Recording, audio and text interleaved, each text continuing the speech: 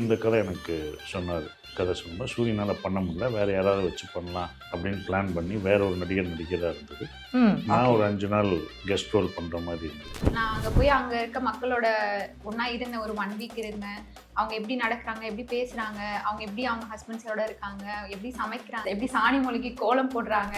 இப்போ தான் நான் மாற்றிட்டு தான் வர்றேன். கொஞ்சமாக தான் மாற்ற முடியாது, எல்லாத்தையும் மாற்ற முடியும். ஒரே மூடில் இருக்காங்கன்னா ஒரே இமேஜாக ஒன்று பார்த்துட்டாங்க. அதை கொஞ்சமாக அதுக்கு தான் நாங்கள் சொன்னோமே, அதை உடைக்கிறதுக்கு தான் இவ்வளோ இந்த படம் பார்க்கும்போது அது மாறி 99% ஃபுல்லாக லேர்னிங் ப்ராசஸ் தான் எனக்கு.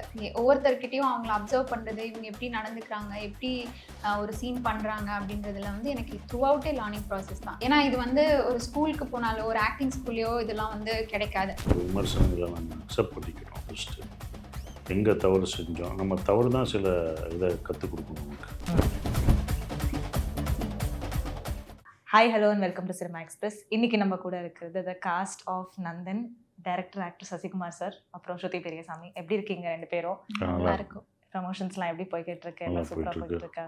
போயிட்டு ஏன்னா ரொம்ப இன்ட்ரெஸ்டிங்காக இருக்குது கான்செப்ட் நந்தன்ன்றது. பட் கேரக்டர்ஸ், இந்த கதையை பற்றி நம்ம நிறைய பேசுவோம். அதுக்கு முன்னாடி சார் உங்ககிட்ட ஒரு கேள்வி கேட்கணும். இப்போ எப்படின்னா, இப்போ நிறைய ஆக்டர் சொல்கிறாங்க, இந்த மாதிரி ரெஸ்ட்ரெயின் ரோல்ஸ் பண்ணினா நம்மளோட ஆக்டராக உண்டான ஒரு திறமை வெளிக்கொண்டு வருவோம் அப்படின்னு சொல்லிட்டு, ரொம்ப அழகாட்சியாலாம் ரொம்ப சிரிக்கவும் இல்லாமல் ஒரு ரெஸ்ட்ரெயின்டாக ஒரு கேரக்டர் கொண்டு வந்தோம்னா அது எல்லாருக்கும் அதுவே நம்மளோட ஆக்டராக திறமையை மென்மேலும் காமிக்கும் அப்படின்னு சொல்கிறாங்க. பட் நீங்கள் ரொம்ப வருஷமாக ரெஸ்ட்ரெயின் ரோல்ஸ் பண்ணிக்கிட்டு இருக்கீங்க.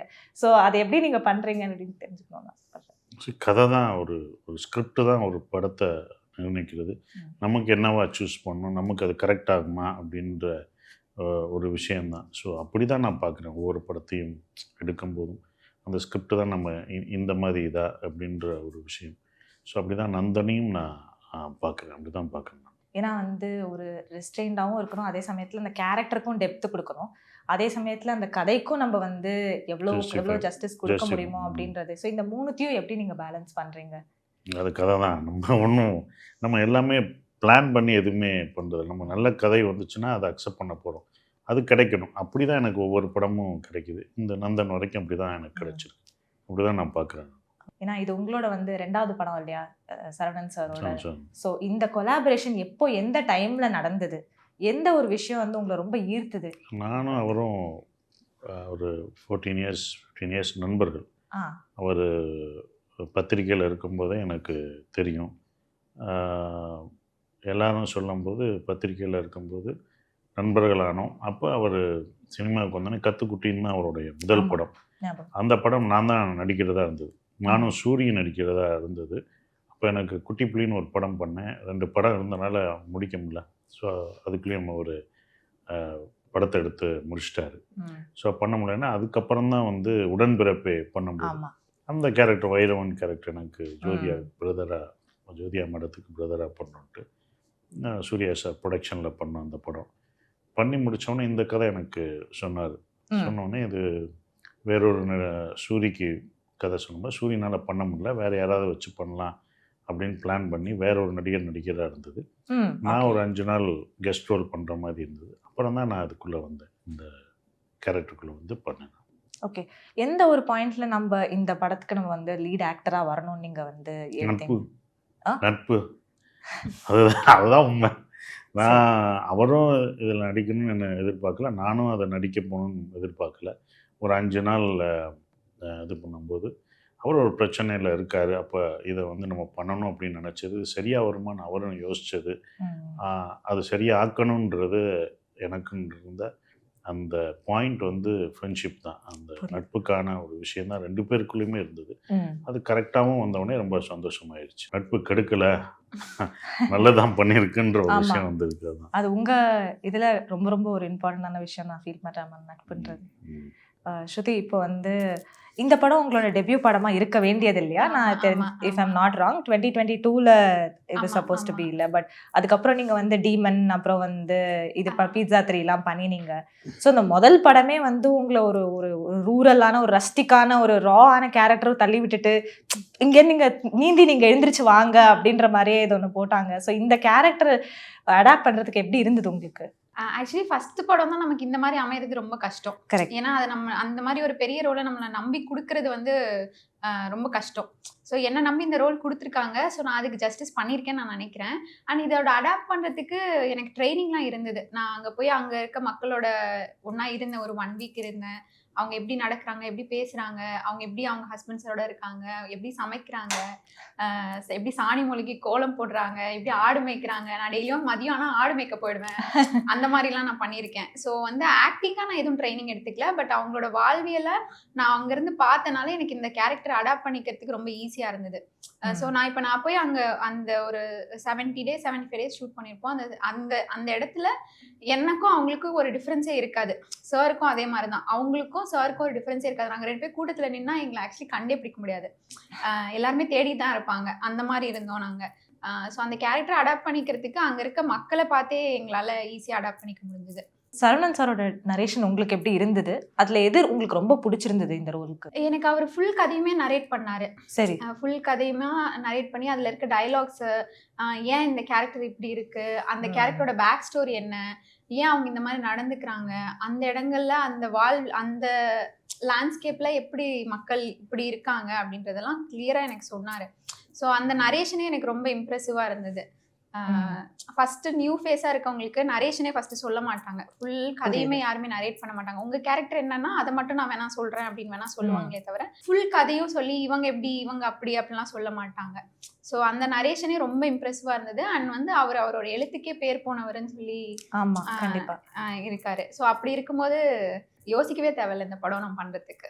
ஸோ இப்போ போஸ்டர்ஸ், இந்த படத்து வந்தான வீடியோ எல்லாமே பார்த்தபோது ஒரு விஷயம் என்ன எவிடெண்ட்டாக இருக்குன்னா, இந்த படத்துக்கு உண்டான நம்ம போட்ட டிரான்ஸ்ஃபர்மேஷன், நம்ம போட்ட ஒரு எஃபர்ட் எவ்வளோ தெரியுதுன்னு அவ்வளோ நல்லா தெரியுது. ஐ திங்க் ஒரு இன்டர்வியூவில் படித்தா நீங்கள் வந்து 1 மாதம் வந்து வெத்தலை வந்து சூ பண்ணிகிட்டே இருந்தீங்க, அதனால அந்த இது ஒரு வந்தது அப்படின்னு சொல்லிட்டு அந்த டிரான்ஸ்ஃபர்மேஷன் பற்றி சொல்ல முடியுமா? இதுக்கு உண்டான டிரான்ஸ்ஃபர்மேஷன் நீங்கள் எப்படி வந்து புஷ் பண்ணீங்க அப்படின்னு சொல்லிட்டு. அது ஃபஸ்ட்டு செட் ஆகலை. ஒரு 2 நாள் செட் ஆகலை. திருப்பி ஷூட் பண்ணோம். எது செட் ஆகுது? கேரக்டராகவே உள்ள ஃபார்மில் இருந்தாங்க.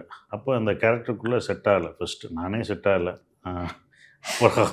அவருக்கும் இல்லை, உண்மையிலேயே அது உண்மைதான். இது என்ன ஏன் அப்படி சொல்கிறேன்னா, இது வரைக்கும் எனக்கான கேரக்டர் தான் இருந்தது. எனக்கான கேரக்டர் எனக்கு அப்படி தான் எழுதுனாங்க. இது வேற ஒருத்தர் பண்ணணும், வேற ஒரு கேரக்டர் அவர் ரைட்டிங்கில் வேற ஒன்று வேறு மாதிரி மாறணும் அப்படின்ற ஒரு விஷயம் இருந்தது. அப்போ அந்த கேரக்டருக்குள்ளே செட் ஆகாமல் எப்படி உள்ளே போணுச்சு. அதுக்கப்புறம் இதெல்லாம் மாற்றி மேக்கப் மாற்றி காஸ்டியூம் மாற்றி இது பண்ணி அப்புறம் அதோட பாடி லாங்குவேஜ் எல்லா விஷயங்களையும் பண்ணி அதுக்கப்புறம் தான் அதுக்குள்ளே போய் ஒரு 4 நாள் ஆச்சு. அதுக்குள்ளே போய் அதுக்கப்புறம் வெத்தலை சாப்பிடணும் அப்படின்ற ஒரு விஷயம். அது படம் ஃபுல்லாக இருக்குது. டெய்லி இருந்துச்சோன்னே காலையிலேருந்து ஈவினிங் வரைக்கும் அது சாப்பிட்டுட்டே இருக்கணும் அப்படின்ற ஒரு விஷயம். அதெல்லாம் போனது. நான் மட்டும் இல்லை, பாலாஜி சக்திவேல் சார் அவரோட கேரக்டரும் இதில் பெரிய கேரக்டராக ஒன்று இருக்குது. பாலாஜி சக்திவேல் சார் 2 பேரும் ஒரு முதலாளி தொழிலாளி மாதிரி ஒரு கேரக்டர்ஸ். ஸோ அவரும் இதில் அழகாக எல்லா இதுவும் அவருக்கு வரும். ஒரே மூடு இல்லாமல் எல்லா மூட்லேயும் அவர் பண்ணுவார் பாலாஜி சார். ஸோ அந்த 2 கேரக்டருமே அப்படி தான் ஒரு எலிவேட் ஆகி வந்திருக்கு. இந்த படத்தில் நிறைய அரசியல் பேசப்படும் நான் நினைக்கிறேன். ஏன்னா வந்து இப்போ ஒரு முதலாளி தொழிலாளி அப்படின்னு பேசப்படும் போது, அதே சமயத்தில் நீங்கள் ஒரு ரூரல் பேக்ரவுண்ட்லேருந்து வரீங்க, ஒரு ரொம்ப கஷ்டப்பட்டு முன்னேற மாதிரி ஒரு ரோல் இருக்க போது. ஸோ இந்த படத்தோட பாலிடிக்ஸ் பற்றி கொஞ்சம் சொல்ல முடியுமா? இது என்ன, எதை வச்சு டீல் பண்ணும்? இது பாலிடிக்ஸ்ன்னு சொல்கிறத விட இது மனிதம் தான் பேசும். சக மனிதர்களை மதிக்கணும், அன்பு காட்டணும், அவங்களும் உங்களை மாதிரி தான் அப்படின்ற ஒரு விஷயமாக தான் நான் பார்க்குறேன். நம்ம கடந்து போன மனிதர்களை திரும்பி பார்க்க வைக்கும். அவங்கள பார்க்கும்போது அவங்களும் அவங்க மேலேயும் தோளில் கை போட்டு எல்லாரும் ஒன்று அப்படின்ற ஒரு விஷயத்த சொல்ல வேண்டிய படமாக தான் இது இருக்கும். இப்போ வந்து சரவணன் சாரோட படங்கள் பார்க்கும்போது ஃபீமேல் கேரக்டர்ஸ் வந்து எவ்வளோ ஒரு இம்பார்ட்டண்ட்டான ஒரு ரோல்ஸ் நம்ம முன்னாடி பார்த்துருக்கோம். கத்துக்குட்டியாக இருக்கட்டும், அதே சமயத்தில் வந்து உடன்பிறப்பையில் வந்து நம்ம எவ்வளோ ஸ்ட்ராங்கான கேரக்டர் ஜோதிகா மேம் நம்ம பார்த்தோம். இப்போ வந்து உங்களோட கேரக்டர் அந்த மாதிரி எவ்வளோ டிஃப்ரெண்ட்டாக இருக்கும், அதே சமயத்தில் எவ்வளோ இம்பார்ட்டண்ட்டாக இந்த ஸ்டோரி நரேஷனை மூவ் பண்ணும் அப்படின்னு நீங்கள் நினைக்கிறீங்க? ஆக்சுவலி இந்த கேரக்டர் வந்து ரொம்ப டிஃப்ரெண்ட்டான கேரக்டர்னு சொல்ல முடியாது. இந்த கேரக்டரை நீங்கள் நம்ம இருக்க எல்லா பெண்கள்கிட்டையுமே நீங்கள் இதை பார்ப்பீங்க. நம்ம அம்மா கிட்டேயோ அண்ணிக்கிட்டேயோ அக்கா கிட்டேயோ இந்த கேரக்டர் நீங்கள் கண்டிப்பாக பார்த்துருப்பீங்க. ஒரு குடும்ப தலைவியாக அந்த குடும்பத்தில் இருக்க பிரச்சனைகளையோ இதையோ சொசைட்டியையோ எப்படி இந்த பொண்ணு ஃபேஸ் பண்ணுறா அப்படின்ற மாதிரி ஒரு தைரியமான கேரக்டர் தான். ஸோ இது வந்து ரொம்ப டிஃப்ரெண்ட்டான கேரக்டர், நம்ம பார்த்ததுலேயே ரொம்ப டிஃப்ரெண்ட்டான கேரக்டர் அப்படின்னு சொல்ல முடியாது. இந்த கேரக்டரை நீங்கள் எல்லா இடத்துலையும் பார்ப்பீங்க. ஸோ எல்லாமே கனெக்ட் பண்ணிக்க முடியும் இந்த கேரக்டரை. ஓகே, அந்த மாதிரி ஒரு கேரக்டர் இருக்குங்க. What was the most best thing about working in Nandan? எது ரொம்ப சேலஞ்சிங்காக இருந்தது நந்தன்ல? எது ரொம்ப ரொம்ப நல்லா இருந்தது, எனக்கு இது மிகப்பெரிய லேர்னிங் எக்ஸ்பீரியன்ஸாக இருந்தது இது ஒன்று அப்படின்னா என்னவா இருக்கும்? சேலஞ்சிங்காக இருந்தது ஒரு ஃபைட் சீக்வன்ஸ் ஒன்று எடுத்தோம். சரி. தட் வாஸ், அதுதான் ரொம்ப சேலஞ்சிங்காக இருந்தது. ஸோ சிங்கிள் ஷாட்டாக அது போகணும் அப்படின்ற ஒரு விஷயம், அதுதான் எங்களுக்கு சேலஞ்சிங்காக இருந்தது. ஒரே ஷாட்டில் இருக்கணும், கரெக்டாக எல்லாமே வந்து புதுசு, அந்த மக்கள் அங்கே உள்ளவங்க, அந்த கோஆர்டினேஷன் கரெக்டாக வரணும். அது படம் பார்க்கும்போது உங்களுக்கு தெரியும், அந்த கோஆர்டினேஷன் கரெக்டாக வரணும் அப்படின்ற ஒரு விஷயம்லாம் அதில் இருந்தது. ஸோ அந்த இதுதான் கொஞ்சம் சேலஞ்சிங்காக எனக்கு இருந்தது. சார், இதுக்கு முன்னாடி இன்டர்வியூஸில் நீங்கள் நிறைய சொல்லியிருக்கீங்க, இந்த மாதிரி நம்ம மக்கள் வந்து நம்மள ஒரு கேரக்டராக பார்த்துட்டாங்க, ஒரு விதமான ஜானர்ஸில் பார்த்துருக்காங்க, இதுலேருந்து நம்ம கஷ்டப்பட்டு நம்ம இதில் நம்ம இருக்கும்போது இன்னொன்னுல மூவ் பண்ணால் நம்மளை டக்குன்னு அக்செப்ட் பண்ணுறது கஷ்டமாக இருக்கும் அப்படின்ற மாதிரி நீங்கள் சொல்லியிருக்கீங்க. இதே மைண்ட் செட்டில் தான் இப்போவும் இருக்கீங்களா? இப்போ தான் நான் மாற்றிட்டு தான் வர்றேன். ஓகே. கொஞ்சம் கொஞ்சமாக தான் மாற்ற முடியாது, எல்லாத்தையும் மாற்ற முடியாது. ஒரே மூடில் இருக்காங்கன்னா ஒரே இமேஜாக ஒன்று பார்த்துட்டாங்க, அதை கொஞ்சம் கொஞ்சமாக அதுக்கு தான் நாங்கள் சொன்னோமே, அதை உடைக்கிறதுக்கு தான் வந்து இவ்வளோ இது. இந்த படம் பார்க்கும்போது அது மாறிடும். ஓகே. இந்த மாதிரி கதைகளும் பண்ணுவார் அவர், எந்த கதைக்கும் அடாப்ட் பண்ணலாம் அப்படின்ற ஒரு விஷயம் நந்தன் வந்த பிறகு அது இருக்கும் எல்லாருக்குமே. ஏன்னா என்னை பார்க்குறவங்கலாம் இந்த படம் பண்ணியிருக்காரு, இந்த படம் பண்ணியிருக்காரு, இப்படியான கேரக்டர்ஸ் தான் பண்ணுவார் அப்படின்ற ஒரு விஷயத்தோடு தான் வந்து கதை சொல்லுவாங்க. நம்மளும் எதாவது புதுசு இந்த சென்ஸ் வேறு ஏதாவது சொல்லிடுவாங்களா அப்படின்றத யோசிப்போம். பட் நந்தன் பார்த்த பிறகு எல்லாரோட பெர்ஸ்பெக்டிவும் மாறும். இப்படி கொடுக்கலாம், இந்த இதையும் பண்ணுவார், இப்படி ஒரு இதுக்குள்ளே வருவார் அப்படின்ற ஒரு விஷயம் அவங்களுக்கு தெரியும். கதை கேட்கும்போது அந்த மாதிரி எனக்கு வரும் அப்படின்றது இருக்குது. உங்களோட எஃபர்ட்ஸில் நீங்கள் எப்படி உங்கள் ஒவ்வொரு படங்கள்லையும் எக்ஸ்பெரிமெண்டேஷன் பண்ணிக்கிட்டு இருக்கீங்கன்றது தெரிஞ்சுக்கலாமா? ஒவ்வொரு படமே லேர்னிங் தான். நம்ம சினிமா வந்து நம்ம டைரக்ட் பண்ணனாலேயோ நம்ம வந்து இத்தனை படம் நடித்தா நிறைய கற்றுக்கிட்டோம் அப்படின்ற விஷயம் கிடையாது. அது ஒவ்வொரு நாளும் ஒவ்வொரு இயக்குநர்களிடம் வேலை பார்க்கும்போது ஒவ்வொரு எக்ஸ்பீரியன்ஸ் கிடைக்கும். அது புது இயக்குனராக இருக்கலாம், இல்லை ஏற்கனவே படங்கள் செஞ்ச இயக்குனராக இருக்கலாம். அவங்களுடைய இதில் ஏதோ ஒன்று நமக்கு வந்து லேர்ன் பண்ணி கொடுத்துக்கிட்டே இருப்பாங்க. அவங்க மட்டும் இல்லை, ஆர்டிஸ்ட் மூலமாகவும் நம்ம கற்றுக்கிற ஒரு விஷயம் இருக்கும். அந்த இதெல்லாம் வந்து லேர்னிங் ப்ராசஸ் தான், அது எண்டே கிடையாது, அது வந்து போய்கிட்டே தான் இருக்கும். அப்போ ஸோ ஒவ்வொரு டேவும் ஒவ்வொரு நாளும் நம்ம ஏதோ ஒன்று கற்றுக்கிட்டு தான் இருப்போம் ஸ்பாட்டில். அது ஒவ்வொரு நாளும் ஏதோ ஒரு விதத்தில் நமக்கு ஒரு ஒரு ஒரு விஷயங்களை சொல்லி கொடுத்துக்கிட்டே தான் இருக்கும். அதுதான் சினிமா, அப்படி தான் நானும் கற்றுக்கிட்டு இருக்கேன். ஸோ நம்மளுக்கு ஏற்ற மாதிரி நம்ம ஒவ்வொரு படத்துலையும் வந்து இந்த மாதிரி ஒரு சின்ன சின்ன நுணுக்கங்கள் நம்ம மாற்றிக்கிட்டா நம்ம வந்து நம்மளுக்கு நல்லா இருக்கும் அப்படின்னு தானே நீங்கள் சொல்ல வரீங்க? எஸ். ஆமாம். இப்போ அவர்கிட்ட பேசிகிட்டு இருக்கும்போது இதே மாதிரி தான் உங்களுக்கான ஒரு கேள்வியாக இருக்கும். இப்போ நம்ம வந்து இந்த படம் பார்க்கும்போது கண்டிப்பாக நீங்கள் ரொம்ப ரொம்ப எஃபர்ட் போட்டிருக்கீங்கன்றது கண்டிப்பாக தெரியுது. அதே சமயத்தில் வந்து இதுக்கு முன்னாடி ஒரு படம் பண்ணும்போது அந்த படத்துலையும் வந்து லைக் டீமனாக இருக்கட்டும், இந்த பீட்சா 3 இருக்கட்டும், அதுக்கப்புறம் இன்னொரு படம் லெஸ்பியன் ரிலேஷன்ஷிப்ஸ் பற்றி ஒரு படம் பண்ணீங்க. ஸோ இந்த மாதிரி டிஃப்ரெண்டான அன்கன்வென்ஷனல் ரோல்ஸ் பண்ணுறதுக்கு வாட் டிரைவ்ஸ் யூ? எது உங்களை வந்து டிரைவ் பண்ணுது? இந்த மாதிரி நான் இந்த மாதிரி அன்கன்வென்ஷனல் ரோல்ஸ் சூஸ் பண்ணணும் அப்படின்னு சொல்லிட்டு எது உங்களை புஷ் பண்ண வைக்குது? ஐ திங்க் நம்ம மோனோட்டோனஸாக ஒரு ரோல் பண்ணவே முடியாதுல்ல. லைக் நம்ம சும்மா வந்துட்டு போகிறனால நமக்கு அதில் ஒரு இம்பேக்டே கிடையாதுல்ல. நமக்கும் அதில் ஒரு லேர்னிங்கும் கிடையாது. நம்ம ஒரு ப்ராஜெக்ட் பண்ணுறோம் அப்படின்னா நமக்கு அதுலேருந்து ஏதாவது ஒரு லேர்னிங் கிடைக்கணும். ஓ, இந்த மாதிரிலாம் இருக்கா அப்படின்னு சொல்லி நம்ம அந்த வேர்ல்டுக்குள்ளே போய் பார்க்கும்போது நமக்கே அது ஆச்சரியமாக இருக்கணும். ஸோ நான் அந்த மாதிரி ரோல்ஸ் எனக்கு வரப்போ ஐ think it's a blessing for me. நான் அந்த மாதிரி கன்வென்ஷனலாக நிறைய ரோல்ஸ் பண்ணுறது வந்து ஐ திங்க் இட்ஸ் அ பிளெஸிங் தான். ஆமாம். ஏன்னா வாழ்வு தொடங்கும் நீதானே பண்ணும்போது ரொம்ப ரொம்ப எக்ஸ்பெரிமெண்டலாக இருந்தது. அந்த எக்ஸ்பெரிமெண்டல் இதுலேருந்து நீங்கள் அதில் வந்து ஒரு நல்ல ரிவ்யூஸும் இருந்தது, ஒரு மாதிரி ஒரு டிஃப்ரெண்டான ரிவ்யூஸும் இருந்தது. ஸோ அதுலேருந்து நீங்கள் எப்படி கற்றுக்கிட்டு how to you put your learning foot forward? Actually அந்த மாதிரியும் மக்கள் இருக்காங்க அப்படின்னு சொல்கிறது தான் நம்ம வேலை இல்லையா? ஸோ நான் அதை கரெக்டாக பண்ணியிருக்கேன்னு நான் நினைக்கிறேன் அந்த படத்தில். அது சில இடங்கள்ல கொஞ்சம் தயக்கம் இருந்தாலும் அந்த மாதிரி இருக்காங்க இல்லையா? ஸோ நான் அவங்க சார்பாக நான் ஒரு கருவியாக நான் இருக்கேன் அதை காமிக்கிறதுக்கு. So I think it's a good thing தான். ஓகே சார், இப்போ வந்து நீங்கள் உங்களோட முன்னாடி நடித்த படங்களில் வந்து ஆர் இதுக்கு முன்னாடி நம்ம கடந்து வந்த பாதையை நீங்கள் பார்த்துட்டு do reflect on your performances, நம்ம திருப்பி பார்த்துட்டு ஒவ்வொரு சாப்டரும் எப்படி இருக்குன்றத பார்த்துட்டு நம்ம வந்து வேறு ஏதாவது சேஞ்ச் பண்ணணும் ஆர் நீங்கள் இந்த ஃபீட்பேக் எல்லாம் எடுத்துட்டு நம்ம வந்து நம்மளோட ஆக்டிங் ஸ்டைல கொஞ்சம் மாத்திக்கலாம் அப்படின்றத என்னைக்காவது நீங்க யோசிச்சிருக்கீங்களா? எல்லாமே ஒரு லேர்னிங் தான். எல்லாருமே ஒரு விமர்சனங்களை நம்ம அக்செப்ட் பண்ணிக்கணும் ஃபஸ்ட்டு. எங்கே தவறு செஞ்சோம், நம்ம தவறு தான் சில இதை கற்றுக் கொடுக்கும் நமக்கு.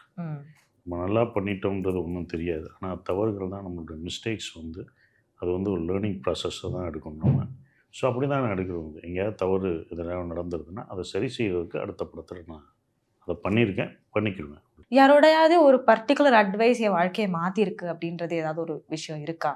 நமக்கு எல்லாரும் அட்வைஸ் கொடுத்துட்டு தான் இருக்காங்க. யாராலும் ஒரு ஆள் என்ன ஒரே தான் அட்வைஸ் பண்ணுது நமக்கு.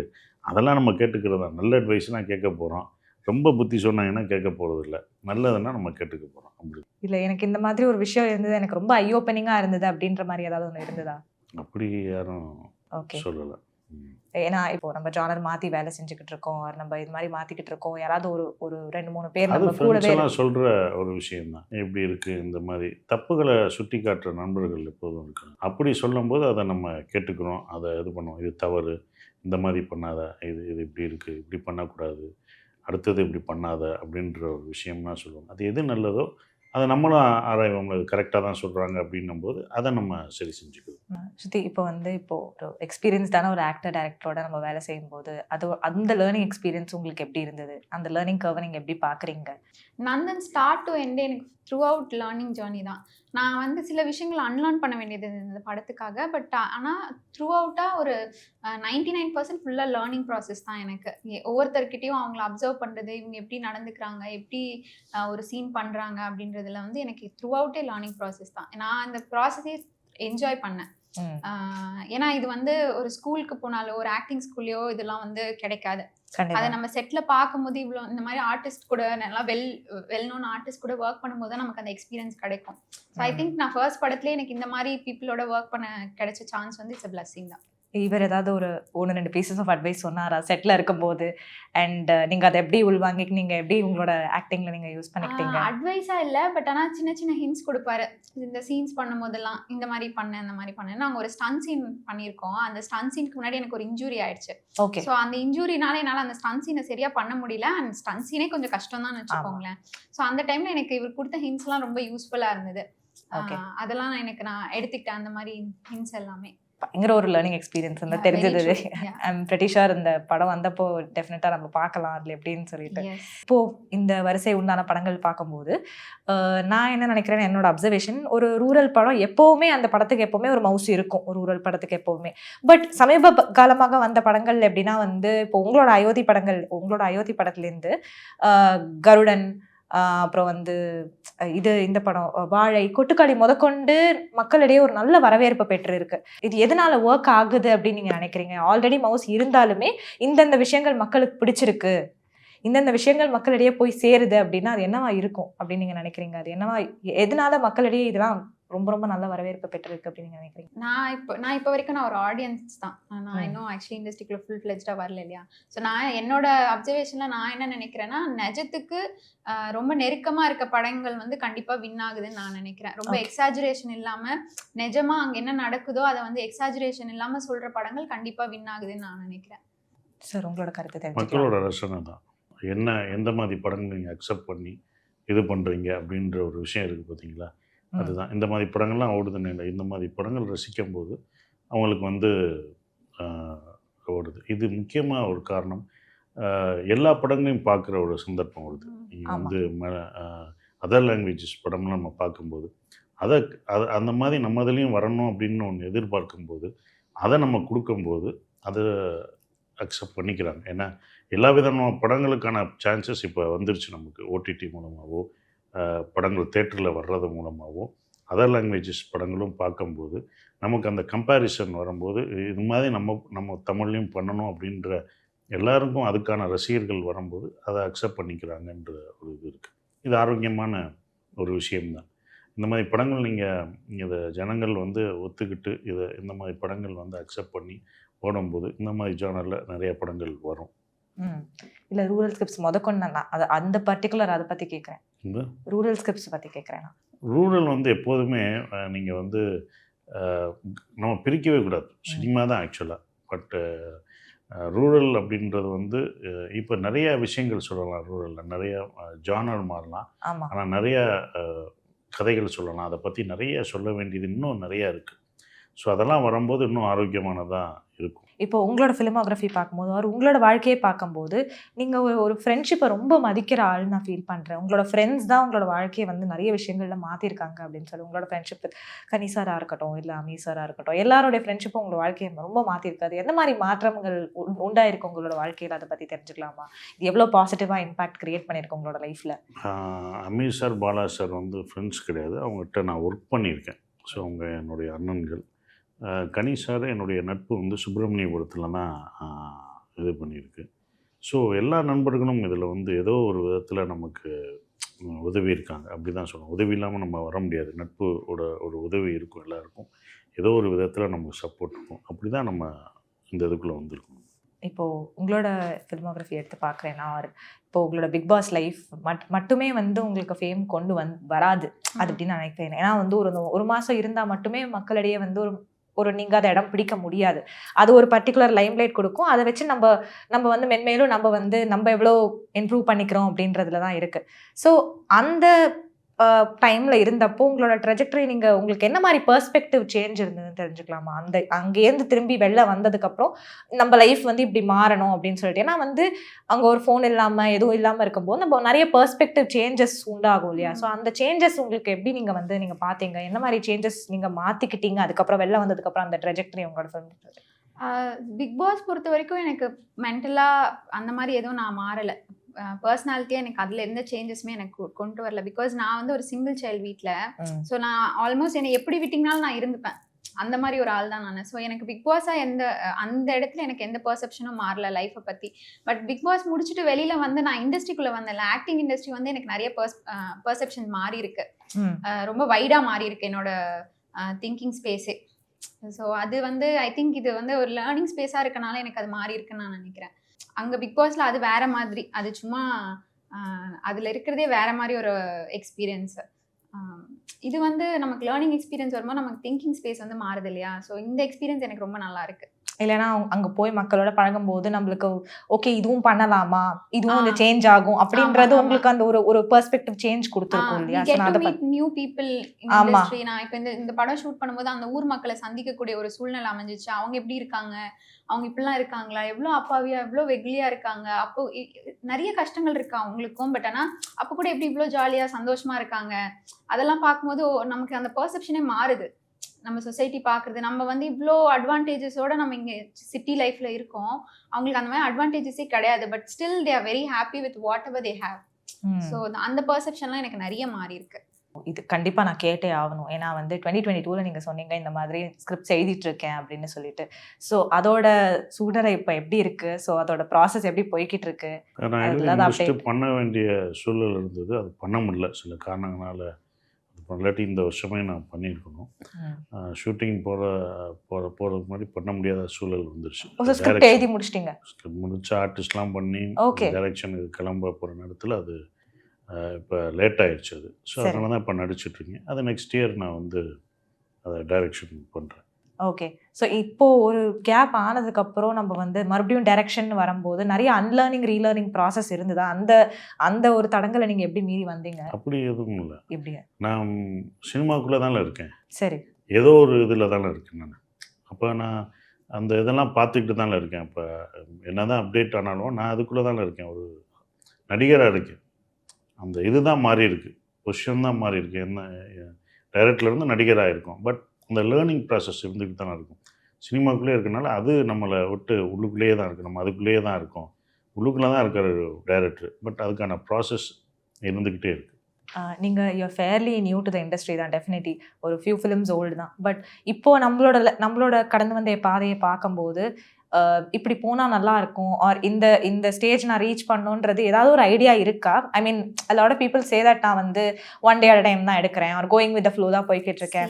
பட் இல்லை, பட் எங்கேயாவது உள் மனசுக்குள்ள நம்ம வந்து இந்த இடத்த நம்ம ரீச் பண்ணணும், ஆர் இந்த ரோலை நம்ம பண்ணணும், ஆர் இந்த ஸ்டைல் நம்ம டெஃபினட்டாக எக்ஸ்ப்ளோர் பண்ணணும் அப்படின்ற மாதிரி ஏதாவது ஒரு அட்லீஸ்ட் ஒரு சின்ன ஸ்பார்க்காச்சும் நம்மளுக்கு இருக்கும் இல்லையா? அதை பற்றி எனக்கு எல்லா டைப் மூவிஸும் பண்ணணும். லைக் கமர்ஷியல் படங்களும் பண்ணணும். லைக் பெரிய நல்லா ஃபன்னாக பெப்பியாக இருக்க படங்களும் பண்ணோம். அந்த மாதிரி ஆசைகள் இருக்குது.